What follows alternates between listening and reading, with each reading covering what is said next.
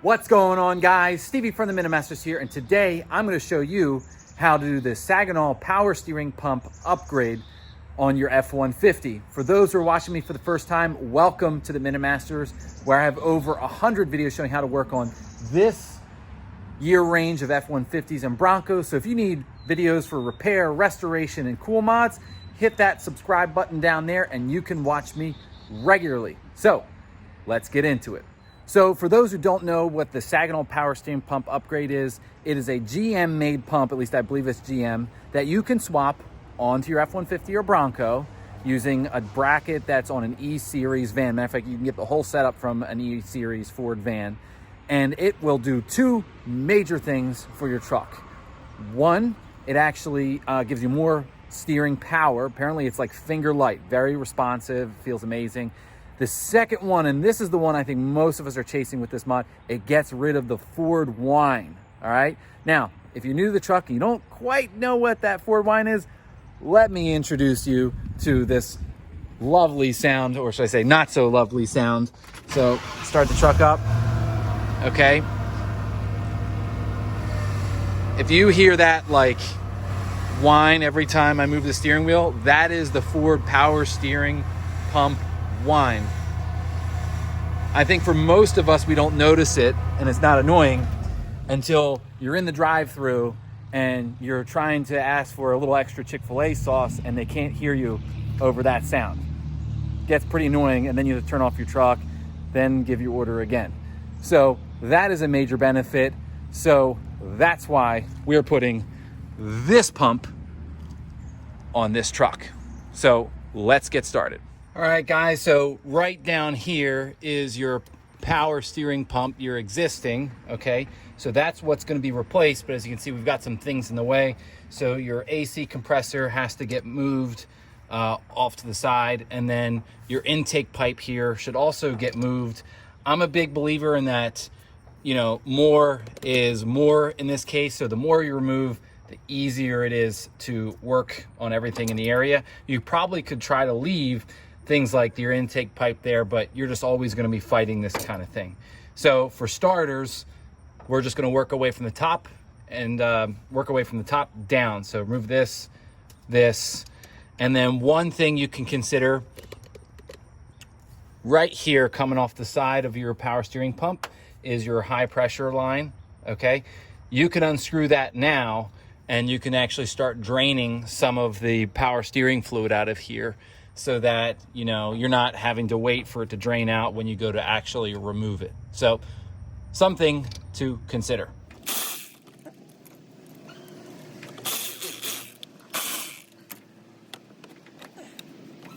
So remove the intake pipe. Now you want to take your belt off. So you have your breaker bar on your tensioner pulley. So you're gonna take the tension off it and slip the belt off and off the power steering pump. Keep in mind, you may want to write down the orientation of this so you know how to put it back on later. Sometimes here on the radiator support, there'll be a diagram, but since I've replaced mine, I don't have it. So something to keep in mind so that you don't forget how to do that later. All right, so the next item coming off here is the AC compressor. But as I suggested before, I'm actually going to unscrew the high pressure line. So it's time to drip out. I have a green drip pan down there to collect everything. It's an 11/16 to get it off. These little shorty spanner wrenches really help a lot because you can just get right in there and, you know, you've got all the space in the world to undo it.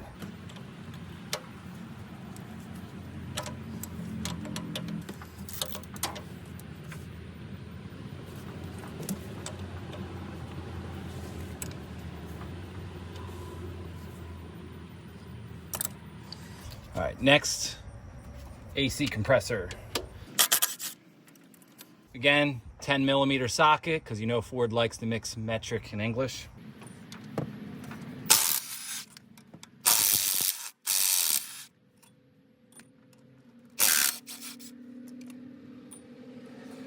And for this, you don't want to disconnect any of your AC stuff or you'll have to get it recharged. So if you've watched any of my videos, I usually like to disconnect what I can, so there's a little bit of harness here, and then I roll it out of the way over here, and that way I don't have to undo any of those hoses and make this whole thing a more expensive affair. Nothing like a good pocket knife.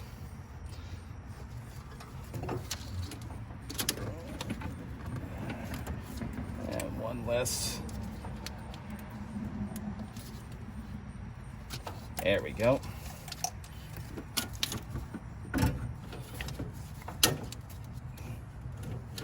So with the AC compressor off and kind of stacked over here, trust me, it will stay. We can focus on getting the bracket off here. So you'll have these 3 bolts. I recommend turning the radiator fan here so that you have this huge gap. The fan blades are not evenly spaced. There's larger gaps so that you have room to work. And then, of course, bring in the M12 stubby impact here because this thing is amazing and it fits in small places. And we can get this stuff off. So that's one.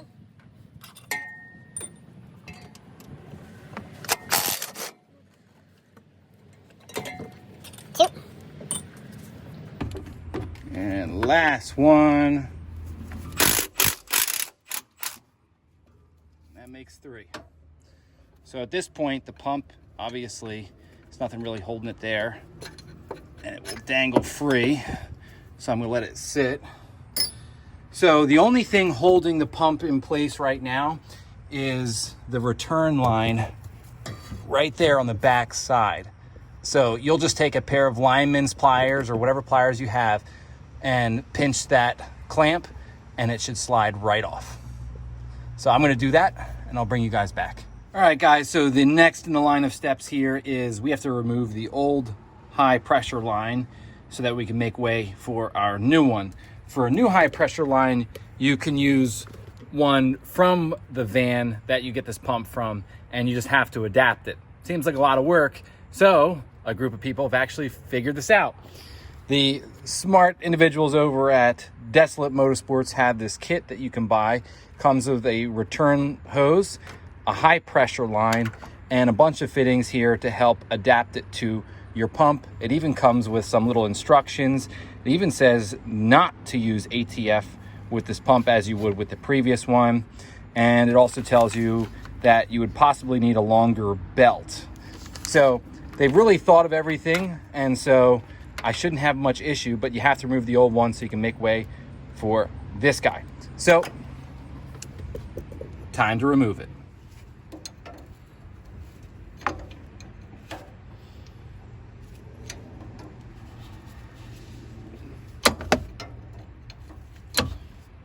And if you need to know, it is a 1/2-inch wrench that you'll need to get this off.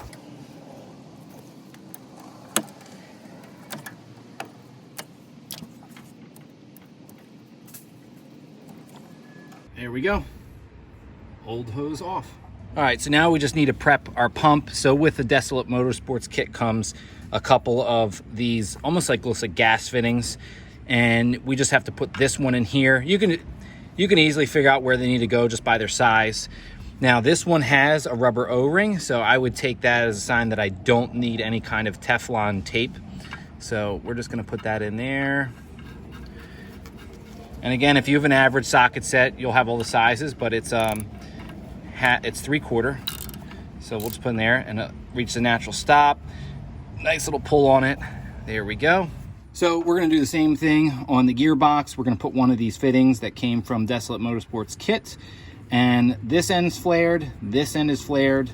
It's flared here, so it shouldn't require any Teflon tape, at least in the plumbing world. That's how I understand it. So let's put this guy in.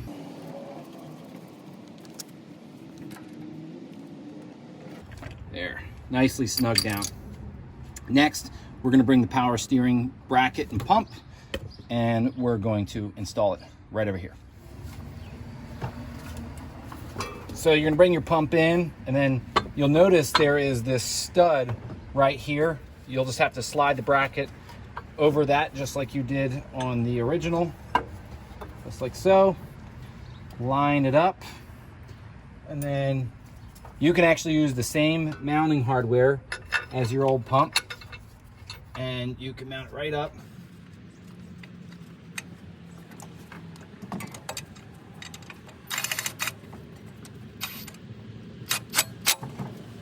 that's the first one.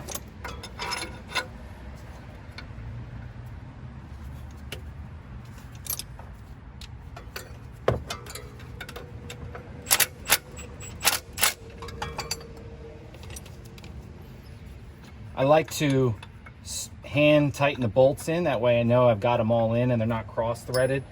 As you saw, I brought the impact gun in and I used to set that first one, and I just kind of tapped it one time too extra. A little too much ugga-dugga. Now we can do the full ugga-dugga.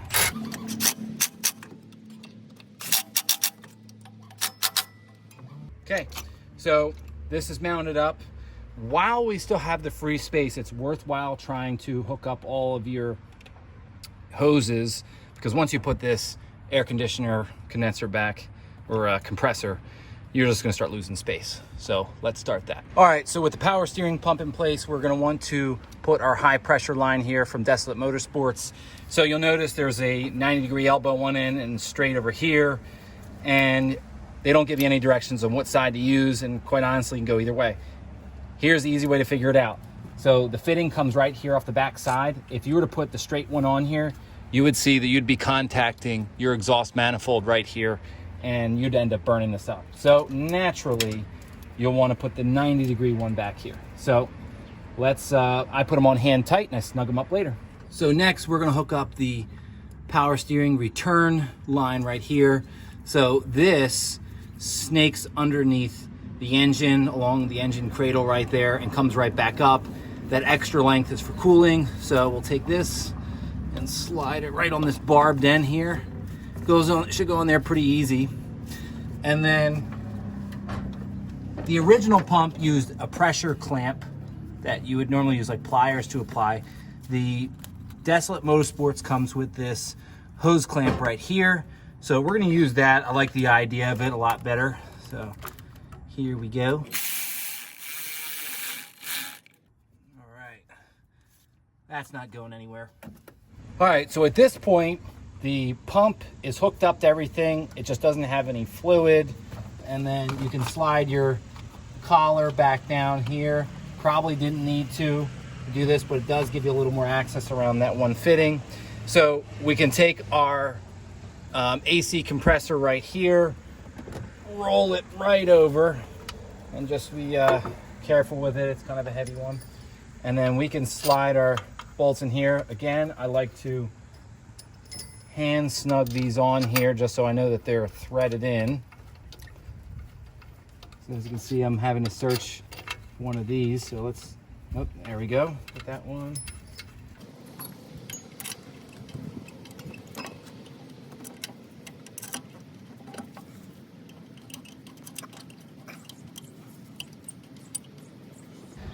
$10mm.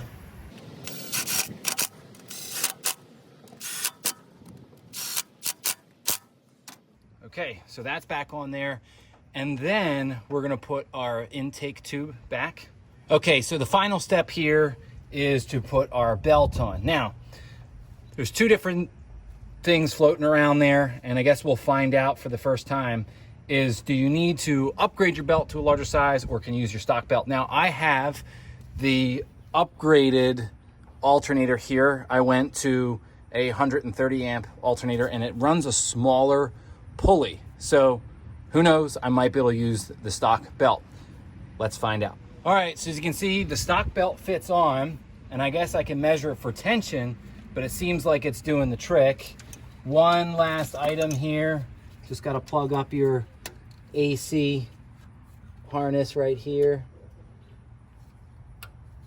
Okay, so only thing we have to do is fill it up with fluid and then make sure we burp it, which we'll go over when I have the fluid, and we should be good to go. All right, guys, so it is time for some fluid. Now, as per the directions provided by Desolate Motorsports, they say to use actual power steering fluid as opposed to the ATF that most people put in the Ford pump. So I got that Lucas power steering fluid. All right, there we go. So the next step here is we have to burp this system. So I'm going to turn the truck on, and turn the wheel full clock one way, full clock the other, and that should push all the air bubbles out of the lines, and that should purge the system. They'll actually just come out, you know, right there in the reservoir, and we should be good to go. So I'm gonna do that, and I'll bring you back. All right, guys, so moment of truth. So you remember, when you turn this on, you should hear a whine right away, and you should definitely hear it when moving the steering wheel. So let's see.